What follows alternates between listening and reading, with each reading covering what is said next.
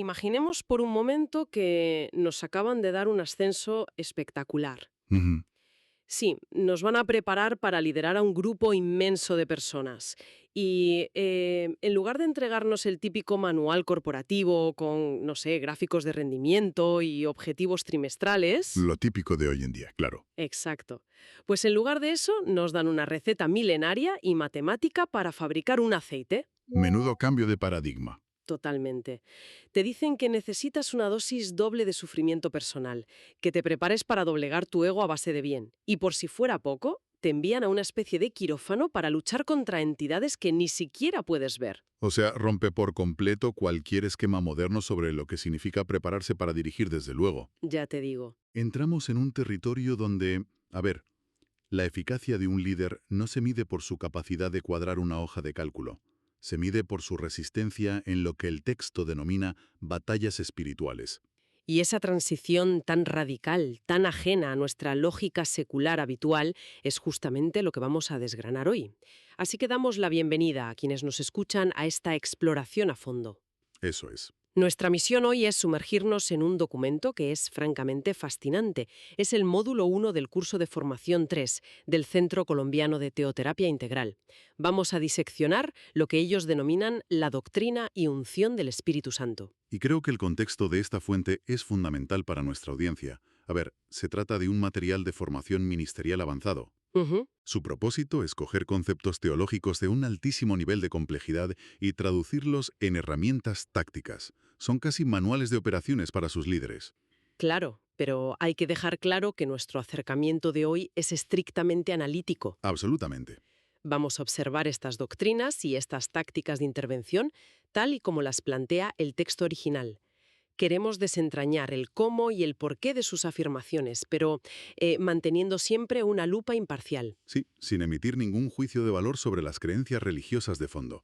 Solo analizamos la mecánica del texto. Exacto, porque el manual no se limita a darnos una teoría pasiva que tiene proporciones matemáticas, psicología del trauma humano, protocolos de intervención directa, es muy completo. Es muy denso, sí. Pero claro, para entender la herramienta, que en este caso es la unción, la lógica nos dice que primero debemos comprender a su autor. Y el manual hace algo muy interesante desde el principio. ¿El qué? Pues que saca al Espíritu Santo de ese terreno nebuloso y abstracto en el que solemos imaginarlo. Totalmente. El texto traza una línea roja desde las primeras páginas.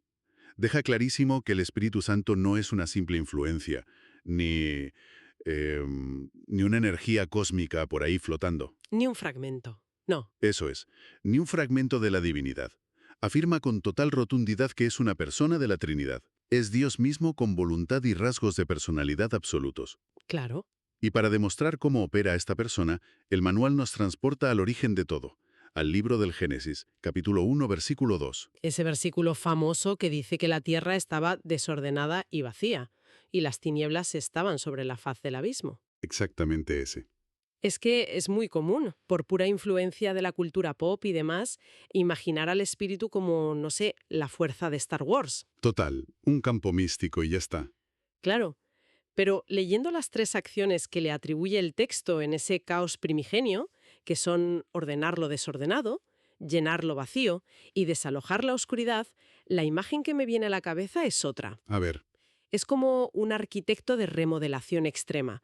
O sea, es alguien que entra en una casa en ruinas, empieza a tirar tabiques podridos, saca los escombros, pone cimientos nuevos y enciende los plomos. Todo muy activo. fíjate que esa analogía del arquitecto encaja perfectamente con el término griego que analiza el manual. El término es paracletos. Paracletos. Ujú.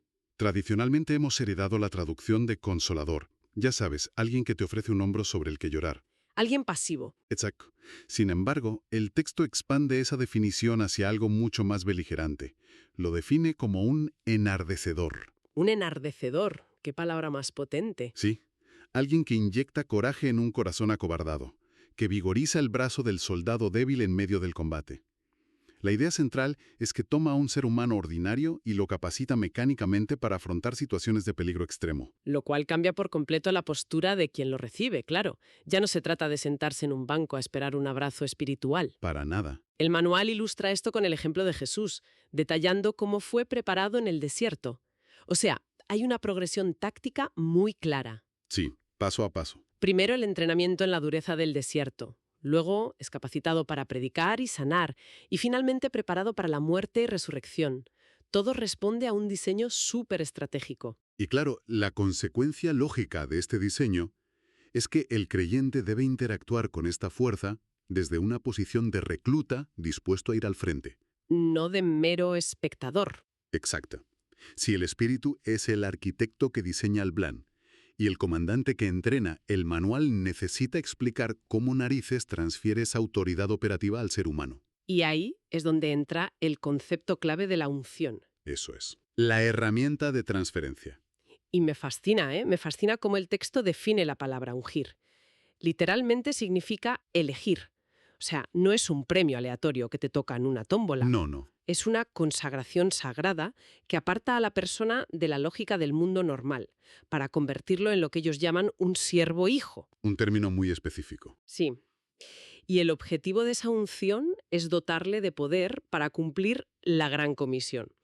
Que, bueno, para dar un poco de contexto general a quienes nos escuchan, es ese mandato bíblico de ir por todo el mundo esparciendo su mensaje. Claro, pero el manual argumenta que para poder cumplir una misión de esa magnitud, el individuo no puede operar con sus propias fuerzas. Sería imposible. Se fundiría. Totalmente. Necesita ser impregnado. Y aquí es donde el texto abandona la metáfora y se vuelve maravillosamente literal. Y matemático, diría yo.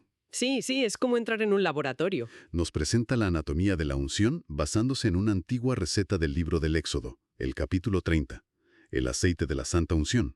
Actúan como si estuvieran detallando una fórmula química, con 5 ingredientes, con unos pesos y unos significados psicológicos muy, muy severos. Pues vamos a meternos de lleno en las matemáticas de este perfumista divino, porque es, sin duda, una de las partes que más me han sorprendido de la lectura. A ver, dispara. El primer ingrediente es la mirra, y piden 500 siclos. Para ponerlo en perspectiva, un siclo era una medida de peso antigua, y 500 siclos equivalen a unos 6 kilos. 6 kilos de mirra. Es una cantidad enorme. El manual la llama una doble porción y especifica que la mirra representa el sufrimiento y la amargura. Empezamos fuerte. Y luego le sigue la canela aromática. Pero fíjate, aquí la dosis baja a la mitad. 250 siclos, que vienen a ser unos 3 kilos. La mitad justa, eso es. Y esta especia representa la ternura, la paz y la firmeza del carácter. A continuación añaden el cálamo aromático, también 250 siclos, la misma mitad de dosis, que es el encargado de aportar el balance y el equilibrio emocional al individuo. Vale.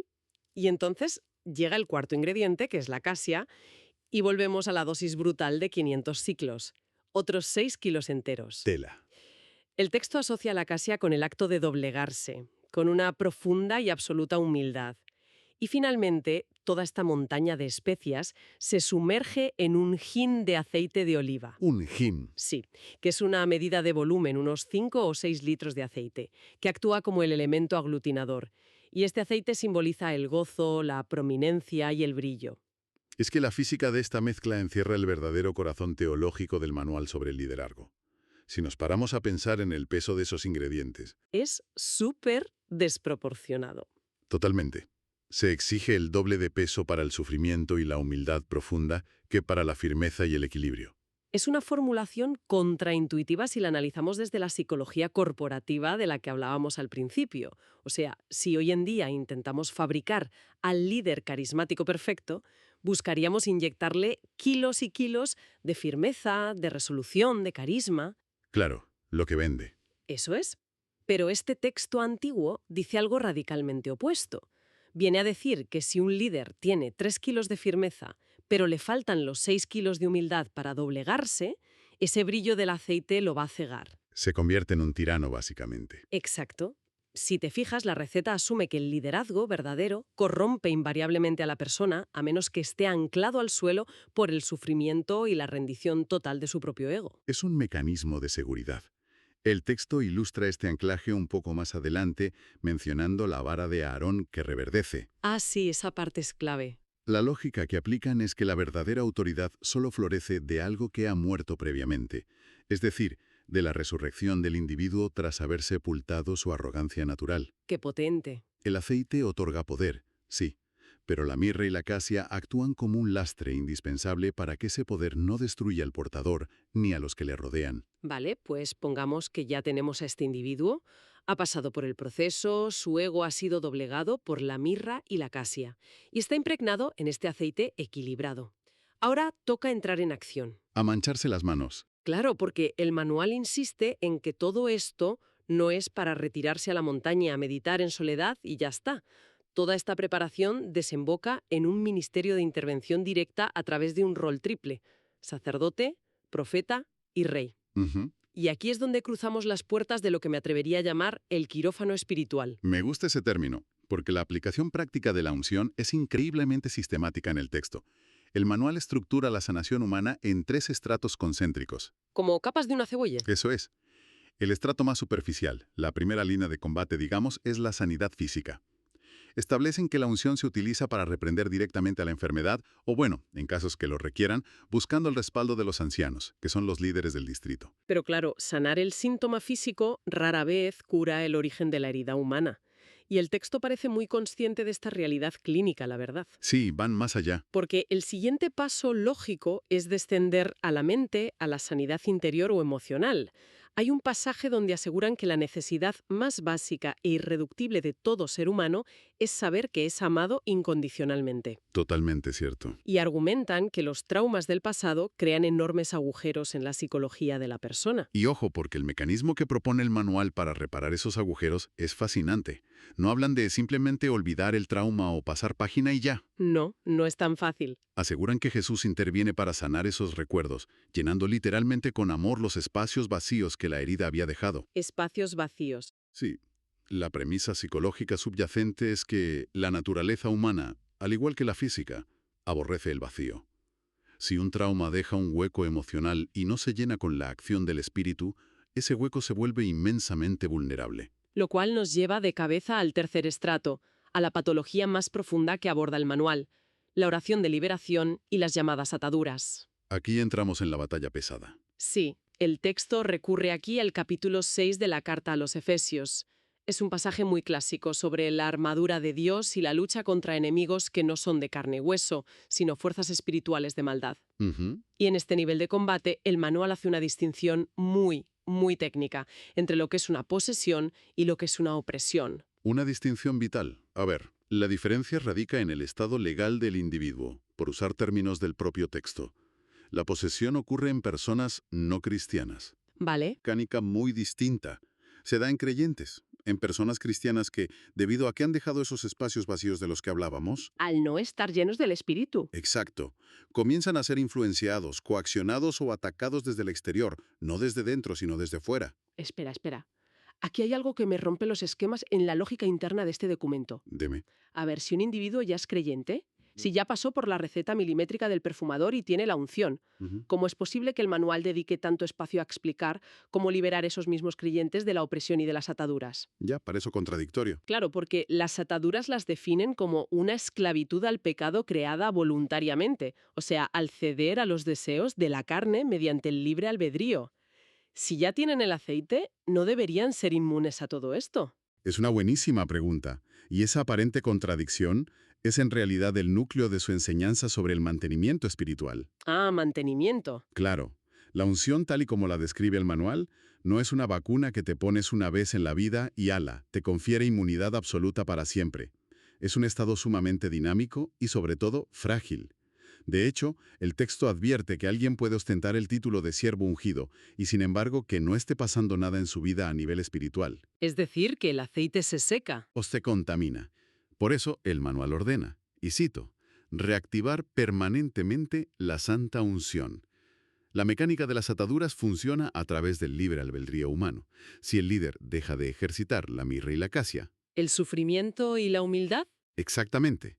Si deja de ejercitarlos, comienza a tomar decisiones basadas únicamente en su ego. Y cada decisión egoísta es un eslabón que forma esa atadura. Al final, el muro de protección colapsa y entra la opresión externa. Ya veo. Tu metáfora del quirófano cobra todo el sentido aquí. Puedes extirpar un tumor físico, puedes dar de alta al paciente tras sanar sus emociones, pero si abandona el tratamiento preventivo diario, la enfermedad espiritual no solo regresa, sino que lo esclaviza de nuevo. Claro, es un nivel de exigencia y de desgaste brutal. Hay que estar siempre alerta. Y sin embargo, fíjate que el manual no somete a la persona a todo este rigor quirúrgico y matemático solo para mantenerla en un estado neutral de supervivencia. ¿No buscan algo más? Curar la herida física, llenar el vacío emocional y romper la atadura demoníaca son simplemente los pasos previos para el objetivo real, el objetivo final. ¿Y cuál es? Quieren propulsar al individuo a lo que el manual denomina una vida de altura. La vida de altura. El destino final de todo este entrenamiento, claro. Eso es. El texto establece que al recibir la unción y sanar, el creyente es declarado legalmente hijo del Rey de Reyes, y la consecuencia directa de ese linaje es que hereda el derecho y la capacidad de experimentar una calidad de vida absolutamente superior. Superior y adornada con belleza y señorío, dice el texto. Y para explicar cómo funciona esta vida estratosférica, el manual toma prestada del libro de Job una de las metáforas más potentes, yo diría, de la literatura bíblica. El águila. El águila. Es que el libro de Job describe al águila construyendo su nido en la peña más alta e inaccesible, oteando el horizonte con una vista inigualable. Es el símbolo definitivo de la majestuosidad y el dominio. Totalmente. Pero el manual detalla que el vuelo de esta águila no es innato. Requiere un proceso de entrenamiento muy severo por parte de Dios Padre. Y nada cómodo, por cierto. Nada. Explican cómo Dios empuja literalmente al ungido fuera de la comodidad, de la misma manera violenta en que un águila adulta empuja a sus crías al vacío. Para obligarlas a batir las alas. Exacto, para que vuelen por primera vez. Las renueva, las obliga a dominar el viento y las entrena para reinar. Y ese empujón hacia el abismo es un mecanismo de seguridad vital en esta doctrina. A esas alturas de liderazgo, el manual advierte que el mayor riesgo no es un ataque externo de un enemigo. ¿Ah, no? No, el mayor riesgo es el colapso interno. Hablan de la dureza de corazón y de algo que llaman adulterio espiritual. A ver, adulterio no en el sentido romántico o matrimonial, supongo. No, para nada. Lo definen como el acto de autosuficiencia definitiva. Es decir, convertir a Dios en una simple opción dentro de tu arsenal de recursos, en lugar de mantenerlo como la única fuente absoluta de dependencia. Uf. Claro, si el líder, al verse volando tan alto y con tanta autoridad, empieza a confiar en su propio talento, en su propia visión estratégica o en su carisma, Conecte ese adulterio espiritual. exactamente. El resultado es que su corazón se endurece y la caída desde esa inmensa altura es absolutamente inevitable. Fíjate que si cruzamos esta advertencia sobre la altura con los ingredientes del aceite del principio, todo el manual cobra una cohesión asombrosa. Todo encaja. Para volar a esa altitud y soportar la gloria brillante del aceite de oliva sin volverte un arrogante empedernido, necesitas un contrapeso inmenso. La mirra del sufrimiento y la cassia de la humildad funcionan como ese lastre necesario del águila. Es el ancla. Eso es. Si quitas los 6 kilos de sufrimiento y humildad, el vuelo se descontrola y el águila se estrella contra la arrogancia. Es decir, la gravedad humana, nuestra tendencia al orgullo, tira constantemente hacia abajo, por lo que el esfuerzo por doblegarse ante el empujón del nido debe ser diario. Y el nido está diseñado para ser deliberadamente incómodo, ojo. El manual no promete una vida sin tormentas, ni mucho menos. ¿Qué va? Enseña que la unción proporciona la aerodinámica espiritual para volar por encima de esas tormentas, siempre y cuando el águila reconozca que el viento que la sostiene no es suyo. ¡Qué metáfora tan redonda! Pues recapitulando un poco todo este inmenso viaje a través del módulo 1, hemos visto un sistema teológico de una precisión casi, no sé, arquitectónica. Sí, muy bien estructurado. Empezamos en medio del caos del Génesis, observando a un Espíritu Santo que actúa como una fuerza implacable que ordena, llena vacíos y expulsa las tinieblas. Y luego desciframos una receta matemática de hace miles de años. Esa receta que nos demostró, con pesos exactos, que el verdadero liderazgo exige una dosis monstruosa de humildad para poder equilibrar el poder. Totalmente. También analizamos cómo esa preparación interna se despliega en un campo de batalla muy real. Un quirófano donde la enfermedad física se reprende, los vacíos emocionales se rellenan para evitar invasiones. Y las ataduras del ego se rompen a través de un mantenimiento constante del libre albedrío, diferenciando siempre, claro, entre quienes están poseídos y quienes, por puro descuido, son oprimidos. Exacto. Y por último, culminamos en las alturas. Vimos a individuos transformados metafóricamente en águilas, diseñadas para dominar el aire, pero obligadas a desconfiar permanentemente de su propia fuerza para no caer. Es un documento denso y, la verdad, sumamente lógico en sus premisas internas. Desde luego. Pero bueno, antes de concluir esta inmersión, hay una cláusula casi al final del texto que me obligó a detenerme, y creo que es el cierre perfecto para nuestra exploración de hoy. A ver, ponla sobre la mesa. Pues a pesar de hablar de reyes, de batallas espirituales, de águilas majestuosas y de vivir en las alturas, el manual hace una advertencia final implacable sobre la autenticidad de todo este proceso. Ujú. Sentencian que la unción, ineludiblemente, tiene que producir lo que ellos llaman una bendición social. Bendición social. Sí, y afirman con una contundencia clínica que si los líderes ungidos no visitan a los huérfanos, si ignoran a las viudas, si no descienden a atender las necesidades físicas y palpables de los oprimidos en la sociedad, entonces toda esa unción matemática y celestial es rotundamente falsa. Ostras, es un aterrizaje forzoso en la realidad más cruda. Al final, toda la doctrina, por muy elevada que sea, se valida únicamente en el servicio humano más básico. Y eso nos deja con una reflexión fascinante sobre la naturaleza del poder para que la audiencia le dé una vuelta. Si este manual entrena metódicamente a personas para que extiendan sus alas y conquisten la cima absoluta de la autoridad, Sí, resulta que la prueba de fuego de su grandeza no es cuánto tiempo pueden sostenerse volando entre las nubes siendo admirados por todos. para nada. La verdadera prueba es si tienen la suficiente voluntad forjada por esa pesada mirra del principio para descender voluntariamente desde su posición de privilegio, mancharse las manos de barro y levantar a los que siguen atrapados en el suelo. Es que, sin la humildad para descender, no hay verdadero liderazgo. En nuestra sociedad, exigiendo ser reconocido como un líder incuestionable. Y con esa potente imagen del águila bajando al barro, cerramos nuestro análisis de hoy. Ha sido un viaje intenso. Mucho. Gracias a todos los que están al otro lado por acompañarnos en este recorrido por los entresijos de un manual tan complejo. Sigan cuestionando, sigan analizando y nos encontramos en la próxima inmersión.